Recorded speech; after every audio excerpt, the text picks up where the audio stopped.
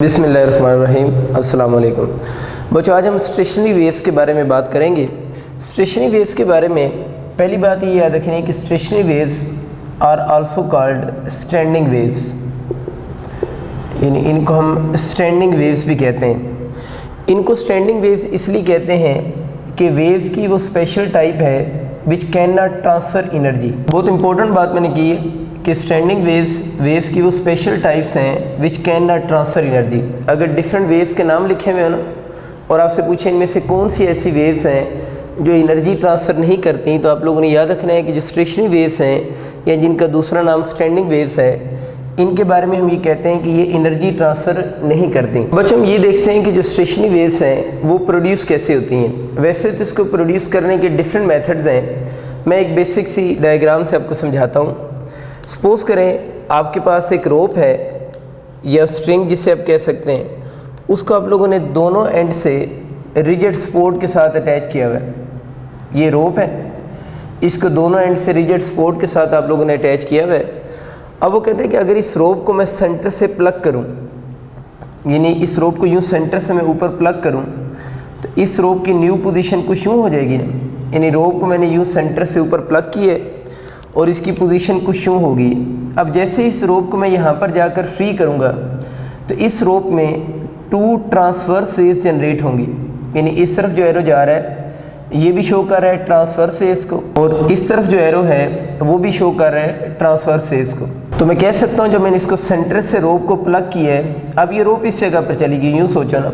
और जैसे इसको यहाँ से मैंने फ्री किया है तो इसके अंदर 2 ट्रांसवर्स वेव्स जनरेट हुई हैं इन अपोजिट डायरेक्शन। ये एमसीक्यू के लिए भी याद रखनी बात कि अगर हम किसी रोप को प्लग करके फ्री करते हैं, यानी सेंटर से प्लग करके मैंने फ्री किया है, तो इसमें कितनी transverse waves, 2 transverse waves generate हुई हैं and they are travelling in opposite direction. अब ये वाली वेव इस तरफ जा रही है और ये वाली वेव इस तरफ आ रही है। अब ये दोनों वेव्स जब यहाँ पर जाकर स्ट्राइक करेंगी तो स्ट्राइक करने के बाद इनकी यहाँ से क्या होनी है, रिफ्लेक्शन होनी है। ये वेव यहाँ से रिफ्लेक्ट हो रही है और ये वाली वेव यहाँ से रिफ्लेक्ट हो रही है। अब इन दो वेव्स को देखें, ये दोनों वेव्स ट्रेवल कर रही हैं किस में, अपोजिट डायरेक्शन में। ये वाली वेव टुवर्ड्स राइट साइड जा रही है, ये वाली वेव टुवर्ड्स लेफ्ट साइड आ रही है। सेम रोप के अंदर है दोनों, यानी मीडियम दोनों का सेम है।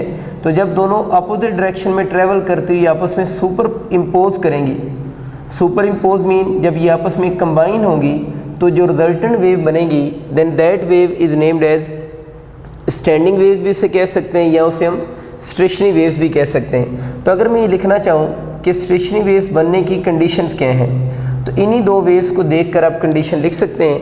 देखिए जो दोनों वेव्स आपस में सुपरपोज हो रही हैं, ये स्टेशनरी वेव्स तभी बनाएंगी जब इन दोनों वेव्स का, यानी जो 2 वेव्स हैं, हैव सेम, इन 2 वेव्स का क्या सेम होना चाहिए, हैव सेम एम्पलीट्यूड। इस केस में देख लें ये जो दोनों मैंने बनाई हैं उन दोनों का एम्पलीट्यूड भी सेम होगा क्योंकि एक ही मेथड से प्रोड्यूस हो रही है ना।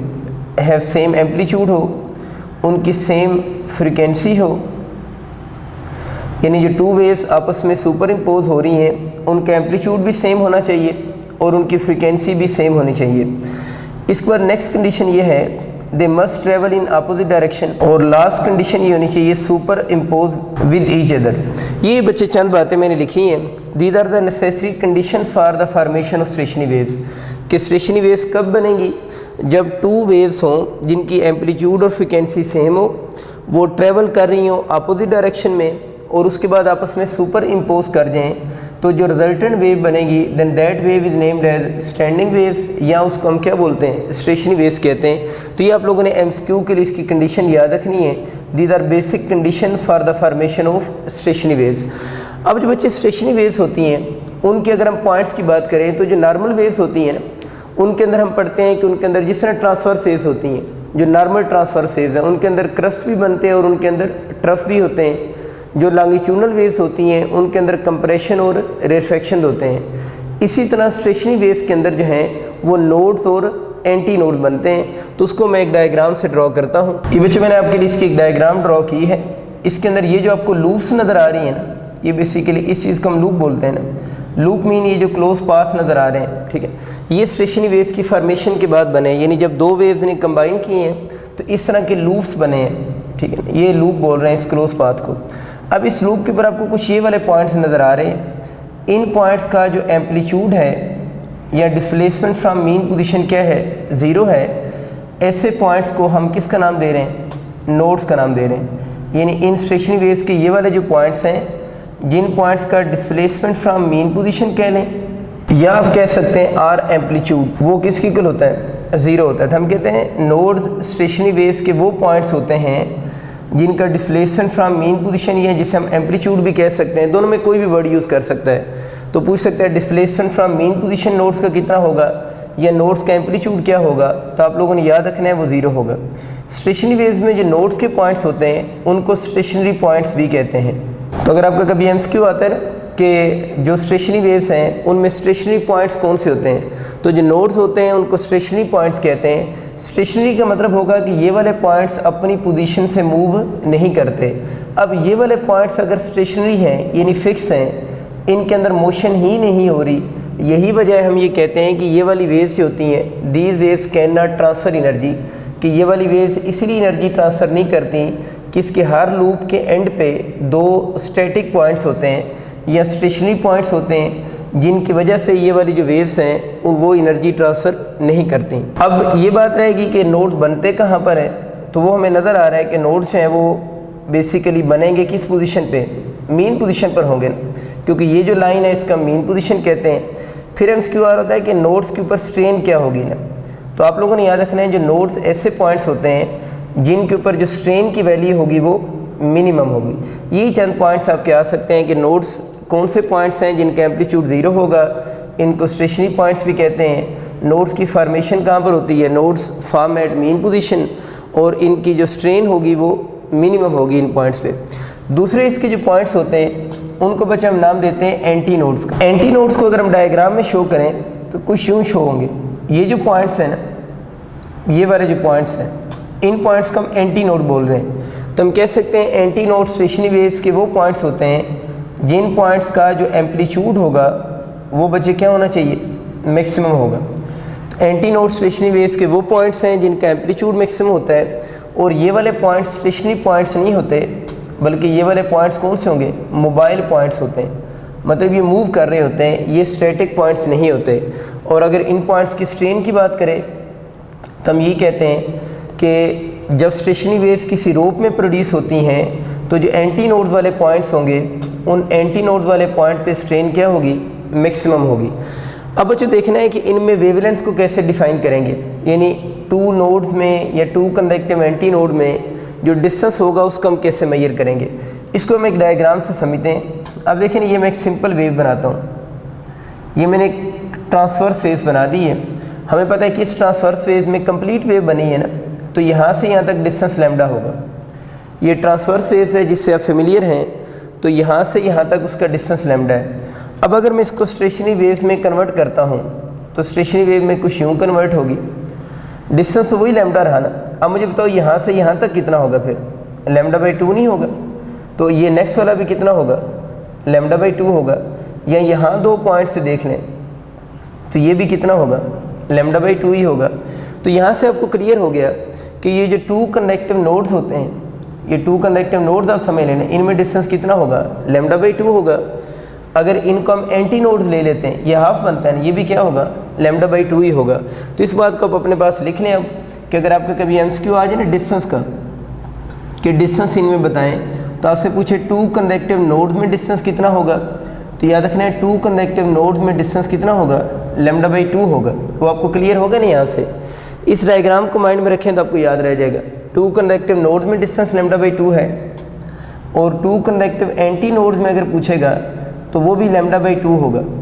लेकिन अगर एक एंटी नोड या नोड कंडक्टिव में पूछेगा, ये जितने मैं लिख रहा हूँ कंडक्टिव के दरम्यान में लिख रहा हूँ, तो बच्चों देखो अगर इस नोड और नेक्स्ट कंडक्टिव एंटी नोड में पूछता है तो इन दोनों के दरम्यान में तो फिर कितना होगा, लैम्डा बाई 4 ही होगा। तो ये चीज़ याद रखनी है कि इस डिस्टेंस को हम लैम्डा बाई 4 कहेंगे।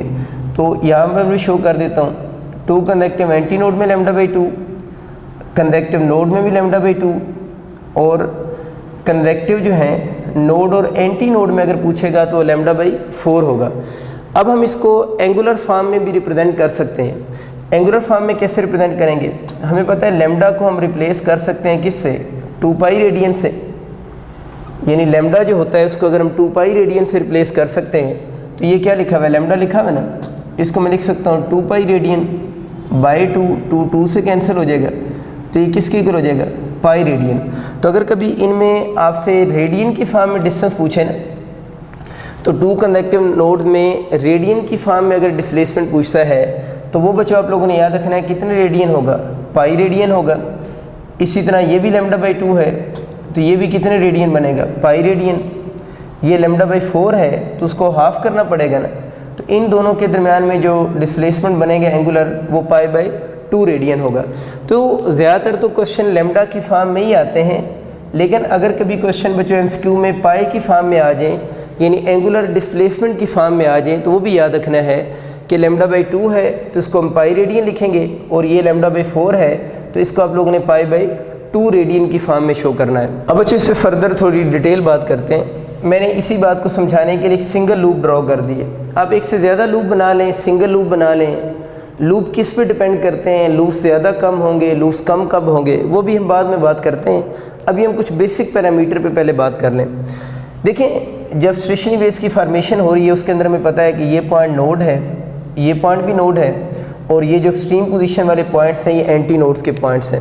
आप एक चीज़ नोट करें कि स्टेशनरी वेव्स के अंदर ये सपोज करें एक पार्टिकल है, ये पार्टिकल क्या कर रहा है? ये इसकी मेन पोजीशन है, ये पार्टिकल अपवर्ड मोशन भी कर रहा है, और ये वाला पार्टिकल यहाँ से किधर डाउनवर्ड मोशन भी कर रहा है। इसी तरह इसके जितने भी पार्टिकल्स होंगे वो सारे अपवर्ड मोशन भी करेंगे और वो सारे कौन सी डाउनवर्ड मोशन भी करेंगे। तो बच्चों मैंने कुछ पार्टिकल की मोशन को यहाँ शो किया कि ये पार्टिकल जो हैं अपनी मेन पोजीशन के around two and fro motion कर रहे हैं। अगर हम रोप को ले लें तो ये रोप के पार्टिकल अपनी मेन पोजीशन के around two and fro motion कर रहे हैं। तो पहली बात तो याद रखनी है कि स्टेशनरी वेव्स के अंदर ये जो पार्टिकल्स हैं ना, दीज पार्टिकल्स परफॉर्म SHM। इनकी जो मोशन है वो हमें टू एंड फ्रो मोशन तो नज़र आ ही रही है, लेकिन ये जो जितने भी इसका ये नहीं कि ओवरऑल SHM है, हर पार्टिकल की मोशन SHM है, इसकी भी SHM है, इसकी भी SHM है एंड सो ऑन। तो इसके जितने भी पार्टिकल्स हैं वो जो मोशन परफॉर्म कर रहे होंगे वो SHM परफॉर्म करेंगे। तो अगर आपका MCQ आ जाता है ना कि स्टेशनरी वेव्स के अंदर जो रोप के पार्टिकल की मोशन कौन सी होगी, तो आप लोगों ने याद रखना है जो रोप के पार्टिकल्स होंगे उनकी जो मोशन होगी वो SHM होगी। दूसरी बात हमने यहाँ से ये सीखनी है कि इसके पार्टिकल SHM तो परफॉर्म कर रहे हैं, तो क्या इन सारे पार्टिकल्स का एम्पलीट्यूड ऑफ वाइब्रेशन सेम है? यानी ये आप लोगों ने देखना है कि क्या सब पार्टिकल का एम्पलीट्यूड ऑफ वाइब्रेशन सेम है या डिफरेंट है। देखिए, इसका एम्पलीट्यूड ऑफ वाइब्रेशन ज़्यादा है, इसका एम्पलीट्यूड ऑफ वाइब्रेशन कम है, तो all particles have different amplitude of vibrations. बच्चों में क्लियर हो गया कि अगर आपका एम्पलीट्यूड का MCQ आता है तो स्टेशनरी वेव्स के जितने भी पार्टिकल्स होंगे all particles have different amplitude of vibration, सबका एम्पलीट्यूड ऑफ वाइब्रेशन डिफरेंट होगा।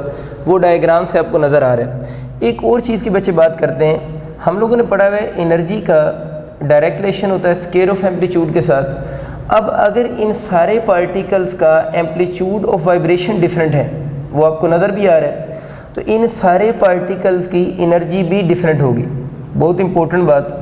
इसका मतलब है कि स्टेशनरी वेव्स एक लूप को माइंड में रखें ना, एक ही लूप के अंदर जितने भी पार्टिकल होंगे, जब MCQ आएगा यूँ आएगा कि एक लूप के अंदर जितने भी पार्टिकल्स हैं उनका एम्पलीट्यूड ऑफ वाइब्रेशन आप क्या चूज़ करोगे? डिफरेंट। वो फिर पूछेगा उनकी एनर्जीज़ क्या होगी, तो हर पार्टिकल की एनर्जी क्या होगी? डिफरेंट होगी। जिस पार्टिकल का जितना एम्पलीट्यूड ऑफ वाइब्रेशन ज़्यादा होगा, जिसका एम्पलीट्यूड ऑफ वाइब्रेशन ज़्यादा होगा उसकी एनर्जी उतनी ज़्यादा होगी, और जिसका एम्पलीट्यूड ऑफ वाइब्रेशन कम होता जाएगा एनर्जी उसकी उतनी क्या होती जाएगी? कम होती जाएगी। तो ये जो आपके नोड्स वाले पॉइंट्स हैं, नोड्स वाले पॉइंट्स का तो एम्पलीट्यूड ऑफ वाइब्रेशन कितना है? 0 है। अगर नोड्स वाले पॉइंट्स के एम्पलीट्यूड ऑफ वाइब्रेशन 0 है तो इन पॉइंट्स के ऊपर जो एनर्जी की ट्रांसफ़र होगी वो भी क्या होगी? 0 होगी, क्योंकि ये पॉइंट्स को हम क्या बोलते हैं? ये तो स्टेशनरी पॉइंट्स है ना, these points are called stationary points. तो स्टेशनरी का मतलब ये है कि इन पॉइंट्स का एम्पलीट्यूड 0 होगा तो इन पॉइंट्स की फिर एनर्जी भी क्या होगी? 0 होगी, क्योंकि यहाँ से आगे एनर्जी फिर प्रोपोगेट इसी वजह से नहीं कर रही। ठीक होगी बात। और सारे पार्टिकल जो हैं, ये जो इसके इन बिटवीन पार्टिकल्स हैं उनकी एनर्जी ज़ीरो नहीं होगी, लेकिन सब पार्टिकल्स की एनर्जीज क्या होगी, डिफरेंट होगी। अच्छा, नेक्स्ट बच्चे ये देखना है कि जब ये पार्टिकल देखें, ये सारे पार्टिकल सपोज करें अगर अपवर्ड जा रहे हैं, एक चीज़ याद रखनी है कि अगर ये इस पार्टिकल की मोशन अपवर्ड है ना स्टेशनरी वेव्स में, अगर इस पार्टिकल की मोशन अपवर्ड है तो फिर जितने भी होंगे सब की मोशन अपवर्ड ही होगी। तो ये स्टेशनरी वेव्स की प्रॉपर्टी होती है कि अगर एक पार्टिकल अपवर्ड मूव कर रहा है तो ये सारे पार्टिकल की फिर मोशन कौन सी होगी, अपवर्ड ही मोशन होगी। और जब इनमें से ये वाला पार्टिकल सपोज करें अपनी डाउनवर्ड मोशन शुरू करता है तो सेम इंस्टेंट पे सारे कौन सी मोशन शो करेंगे, डाउनवर्ड मोशन शो करेंगे। यूँ समझें कि अगर सारे यूँ अपवर्ड जा रहे हैं तो सारे अपवर्ड जा रहे हैं, जब डाउनवर्ड आ रहे हैं तो सारे डाउनवर्ड आ रहे हैं। तो इनका ये सेम चीज़ होती है, अगर अपवर्ड जा रहे हैं सारे अपवर्ड जाएंगे, डाउनवर्ड आएंगे तो सारे किधर आएंगे, डाउनवर्ड आएंगे। तो ये बात आप लोगों ने याद रखनी है कि अब मैं इसको डायग्राम में यूँ शो करता हूँ ताकि आपको क्लियर हो जाए। देखिए इस वक्त सब की मोशन कौन सी है, अपवर्ड मोशन है ना। अगर सबकी डाउनवर्ड मोशन शुरू होगी तो जैसे ही कोई एक पार्टिकल डाउनवर्ड मोशन शुरू करेगा, सपोज करें इसकी डाउनवर्ड शुरू हुई है, तो इन सब की भी उस वक्त मोशन कौन सी शुरू हो जाएगी, डाउनवर्ड मोशन शुरू हो जाएगी। ठीक होगी बात। तो इसका मतलब ये हो कि इसमें ये नहीं होता कि ये अपवर्ड जा रहा है ये डाउनवर्ड होगा, ये अपवर्ड होगा ये डाउनवर्ड होगा, ऐसा नहीं है। अगर अपवर्ड जा रहे हैं तो सारे अपवर्ड जाएंगे, अगर डाउनवर्ड आ रहे हैं तो सारे डाउनवर्ड आएंगे। अच्छा, अब हमें ये तो नज़र आ गया है कि ये वाले पार्टिकल इसके SHM परफॉर्म कर रहे हैं, कभी अपवर्ड जा रहे हैं और कभी डाउनवर्ड जा रहे हैं। तो MCQ आ रहा था जब ये मीन पोजीशन से पास करेंगे, यानी जब ये पार्टिकल मीन पोजीशन से पास कर रहे होंगे, मीन पोजीशन समझ आ रही है ना, ये वाली जो पोजीशन है, जब ये पार्टिकल जो है नोड वाले पार्टिकल को तो आप इस कैलकुलेशन से निकाल ही देना क्योंकि वो तो रेस्ट में है ना, नोड्स वाले जो पॉइंट्स हैं उनके बिना की बात हो रही है अब। ठीक है, तो जब ये अपनी मीन पोजीशन से पास करेंगे तो मुझे ये बताएं कि मीन पोजीशन पे जब ये पास करेंगे एक चीज़ तो कंफर्म है, SHM है ना। और SHM जब कोई पार्टिकल SHM परफॉर्म करे, जब मीन पोजीशन से पास करता है तो काइनेटिक एनर्जी क्या होती है, मैक्सिमम होगी। तो जब ये सारे पार्टिकल अपनी मीन पोजीशन से पास करेंगे तो उनकी काइनेटिक एनर्जी क्या होगी, मैक्सिमम होगी। अब ये तो मैं समझ आ गया कि सब पार्टिकल की काइनेटिक एनर्जी मैक्सिमम होगी। सवाल ये है क्या सारे पार्टिकल की काइनेटिक एनर्जी सेम होगी। फिर बच्चों रिपीट कर रहा हूँ, बात को मिक्स ना कर लीजिएगा।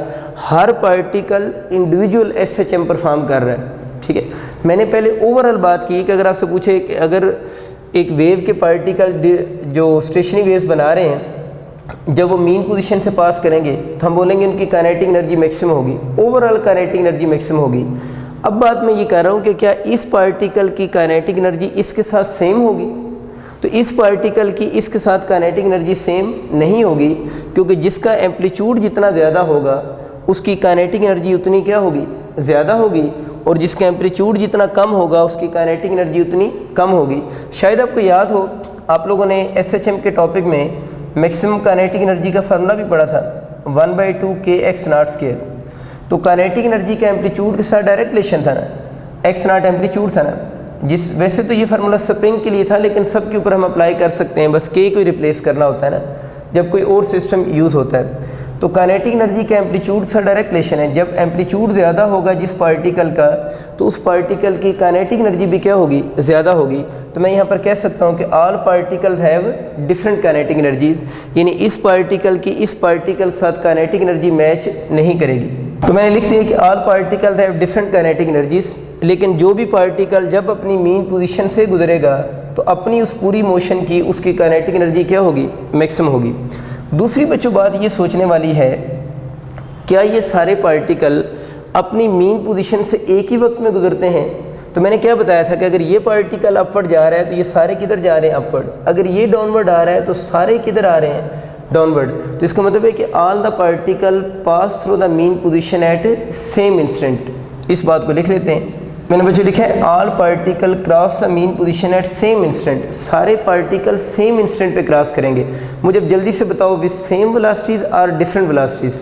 जब काइनेटिक एनर्जी सबकी बच्चों डिफरेंट है तो सबकी वेलोसिटीज भी क्या होंगी, डिफरेंट होंगी। तो मैं पूरी बात लिख देता हूँ all particle cross the mean position at same instant. बहुत अच्छा MCQs with different velocities, with we different, सबकी जो वेलोसिटीज होंगी वो डिफरेंट होंगी। ठीक है, तो जब मीन पोजीशन से पास करेंगे तो सब सेम इंस्टेंट पे यानी एक ही वक्त में पास करेंगे, लेकिन सबकी वेलोसिटीज क्या होंगी, डिफरेंट होगी। एक तो ये चंद बातें आप लोगों ने याद रखनी है और ये बेसिक कंसेप्ट हैं जो आप लोगों के यूजुअली यूज़ हो रहे होते हैं। एम्पलीट्यूड के क्वेश्चन आते हैं, एनर्जीज़ के क्वेश्चन आते हैं, क्योंकि ज़्यादातर स्टूडेंट इस पूरी वेव को एक ही चीज़ समझ के पढ़ रहे होते हैं ना, तो आप लोगों ने पार्टिकल लेवल पे जाके बात करनी है कि हर पार्टिकल के बिहेवियर क्या है, क्योंकि ज़्यादातर यूनिवर्सिटी में जब एमसीक्यूज आते हैं तो वो पार्टिकल्स को डिस्कस करते हैं, तो वो पूरी वेव के जो फार्मूले हैं वो तो भी पढ़ ही लेंगे, वो तो हर किसी को चीज़ें पता है ना। तो आप इन चीज़ों पे थोड़ी ज़्यादा बात करें कि आपको ये पता हो स्ट्रेन की क्या कहानी है, स्पीड की क्या कहानी है, एनर्जीज़ की क्या स्टोरी है, पोटेंशियल एनर्जीज़ कैसी है, इस पे थोड़ी अच्छी एफर्ट्स करें। बाकी फार्मूलाज या कैलकुलेशन वो तो बेसिक सी चीज़ें हैं, वो हम उसको इसके बाद उसको स्टार्ट भी करते हैं। अच्छा, आपको मीन पोजीशन पे थोड़ी सी स्टोरीज़ की समझ आ गई। बच्चों थोड़ा सा इनकी पोटेंशियल एनर्जीज़ को लिंक करते हैं।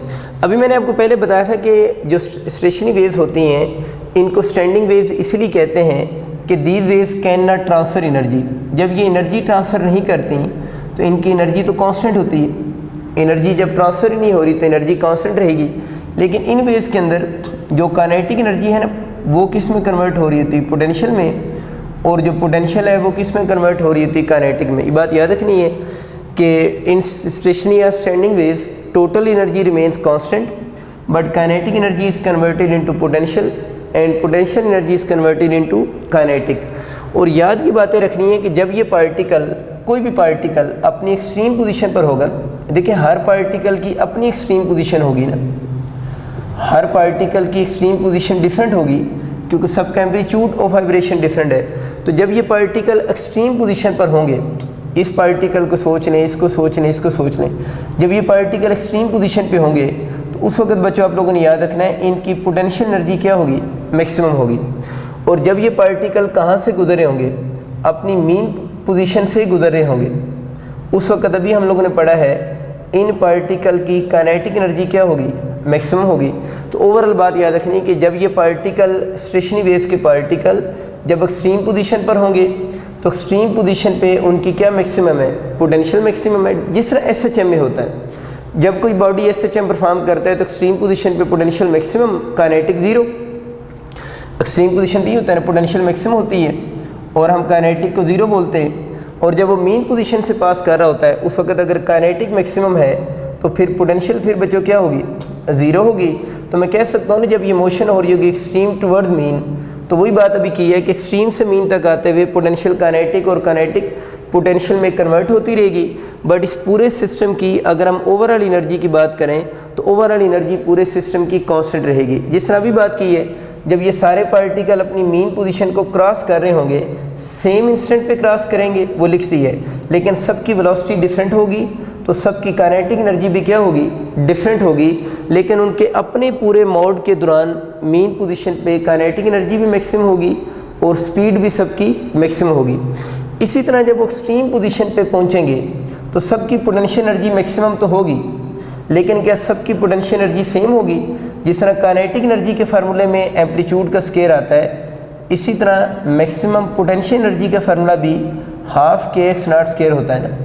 वो भी अगर आप एम्पलीट्यूड ऑफ वाइब्रेशन आप इंक्रीज़ कर देते हैं तो पोटेंशियल एनर्जी भी क्या हो जाएगी, इंक्रीज़ हो जाएगी। मतलब जिस पार्टिकल का एम्पलीट्यूड ऑफ वाइब्रेशन ज़्यादा होगा उसकी एक्सट्रीम पोजीशन पे पोटेंशियल एनर्जी बाकियों से क्या होगी, ज़्यादा होगी। तो ओवरऑल देखा जाए तो सब पार्टिकल की एक्सट्रीम पोजीशन पे पोटेंशियल एनर्जी मैक्सिमम है, लेकिन अगर एक पार्टिकल को दूसरे पार्टिकल के साथ कंपेयर करें तो क्या सब पार्टिकल की आपस में सेम है? सब पार्टिकल की आपस में पोटेंशियल एनर्जी सेम नहीं है, बल्कि सब पार्टिकल्स की आपस में पोटेंशियल एनर्जी क्या होगी, डिफरेंट होगी। तो ये बच्चों थोड़ा सा आप लोगों ने इनकी एनर्जीज़ के बारे में याद रखना है कि काइनेटिक एनर्जी कहाँ मैक्सिमम होती है, पोटेंशियल एनर्जी कहाँ मैक्सिमम होती है। अगर टोटल एनर्जी की बात करें तो वो आपको पता होना चाहिए कांस्टेंट होती है। और ये दोनों स्टेशनरी पॉइंट्स हैं जिसकी वजह से जो एनर्जी होती है इसी लूप के अंदर कन्फाइंड रहती है, वो एनर्जी आगे ट्रांसफ़र नहीं होती। अब बच्चों हम बात करते हैं जो स्टेशनरी वेव्स हैं वो किन वेव्स की टाइप्स में आती हैं। तो स्टेशनरी वेव्स याद रखना है, बेसिकली जो टाइप हैं वो मैकेनिकल वेव्स की टाइप्स हैं। इन stationary waves are types of mechanical waves. Mechanical waves में दे रिक्वायर मीडियम। इन वेव्स को क्या रिक्वायर होता है, मीडियम रिक्वायर होता है, ठीक है। अब स्टेशनरी वेव्स की अगर वो बात करता है ना कि स्टेशनरी वेव्स बाय नेचर हैं कौन सी, क्योंकि मैकेनिकल वेव्स दो तरह की होती हैं। एक मैकेनिकल वेव्स आपकी ट्रांसवर्स टाइप की भी हो सकती हैं और दूसरी जो कैटेगरी बनती है वो लॉन्गिट्यूडनल भी हो सकती है। तो अब अगर आपसे वो पूछता है ना, ये हम इनकी टाइप्स ऑफ वेव्स के बारे में अभी डिटेल से बाद में बात करेंगे। अभी जैसे हम स्टेशनरी वेव्स को फोकस कर रहे हैं, उसके अंदर बस थोड़ा सा लिंक है इसका ना। तो अगर आप MCQ आता है ना, जो स्टेशनरी वेव्स हैं वो ट्रांसवर्स होती हैं, या जो स्टेशनरी वेव्स हैं, स्टेशनरी वेव्स खुद के हैं मैकेनिकल हैं, ये एक अलग बात है। मैकेनिकल क्यों बोल रहे हैं कि इनको क्या रिक्वायर होता है, मीडियम रिक्वायर होगा इनकी फॉर्मेशन और प्रोपोगेशन के लिए। फिर हम बात करें कि स्टेशनरी वेव्स की बात कर रहे हैं कि स्टेशनरी वेव्स क्या होती हैं, वो ट्रांसवर्स इन नेचर होती हैं और लॉन्गिट्यूडनल इन नेचर होती हैं। अगर आपका ये MCQ आ जाए कि स्टेशनरी वेव्स बाय नेचर क्या हैं, तो आप लोगों ने ऑप्शन चूज़ करना है बोथ, कि stationary waves by nature transverse भी हो सकती हैं और stationery waves by nature longitudinal भी हो सकती हैं। और याद ही रखना है कि अगर स्टेशनरी वेव्स जो है ना, ST वेव्स में लिख सकता हूँ, अगर स्टेशनरी वेव्स फॉर्म हो रही हो, इनकी फॉर्मेशन हो रही हो इन ए रोप में, अगर स्टेशनरी वेव्स की फॉर्मेशन हो रही हो इन ए रोप में, जिसको भी हम डिस्कस कर रहे थे, तो रोप के अंदर जो स्टेशनरी वेव्स की फॉर्मेशन होती है, then such stationary waves are transverse in nature, यानी जो स्टेशनरी वेव्स रोप के अंदर बनेंगी वो ट्रांसवर्स इन नेचर होंगी। आगे हम चलकर एक टॉपिक पढ़ेंगे, स्टेशनरी वेव्स की फॉर्मेशन पढ़ेंगे आर्गन पाइप के अंदर, ठीक है। आर्गन पाइप भी इसको कहते हैं, कुछ लोग इसको एयर कॉलम भी कहते हैं। तो आर्गन पाइप या एयर कॉलम के अंदर जो स्टेशनरी वेव्स की फॉर्मेशन होती है, then such stationary waves are longitudinal in nature, वो लॉन्गिट्यूडनल इन नेचर होंगी। तब अगर आपका MCQ जनरल से MCQ आता है कि स्टेशनरी वेव्स बाय नेचर कौन सी हैं, तो बोथ ऑप्शन चूज़ करेंगे कि वो ट्रांसवर्स भी हो सकती हैं, वो लॉन्गिट्यूडनल भी हो सकती हैं, अगर क्वेश्चन में just stationary wave word use हो रहा हो। लेकिन अगर वो कह दे कि स्टेशनरी वेव्स इन अ रोप, जो रोप के अंदर स्टेशनरी वेव्स की फॉर्मेशन हो रही है, वो स्टेशनरी वेव्स बाय नेचर क्या होंगी, फिर ट्रांसवर्स होंगी। अब बोथ ऑप्शन नहीं हो सकता। या अगर आपका क्वेश्चन आ जाए कि स्टेशनरी वेव्स की फॉर्मेशन हो रही है आर्गन पाइप या एयर कॉलम के अंदर, तो वो बाय नेचर क्या हैं, वो ट्रांसवर्स हैं या लॉन्गिट्यूडनल हैं, ये बोथ हैं, तो फिर भी बोथ ऑप्शन नहीं होगा। जब उसने आर्गन पाइप या एयर कॉलम का वर्ड यूज़ कर दिया है, तो ऐसी स्टेशनरी वेव्स जो होंगी वो लॉन्गिट्यूडनल वेव्स होंगी, ठीक, या लॉन्गिट्यूडनल इन नेचर होंगी, ठीक है। अब बच्चों अभी हम पहले जो डिटेल से डिस्कस करेंगे वो हम उन स्टेशनरी वेव्स की फॉर्मेशन को डिस्कस करेंगे जो रोप में बनती हैं, और फिर हम बाद में डिस्कस करेंगे उन स्टेशनरी वेव्स को जो आर्गन पाइप में जिनकी फॉर्मेशन हो रही है।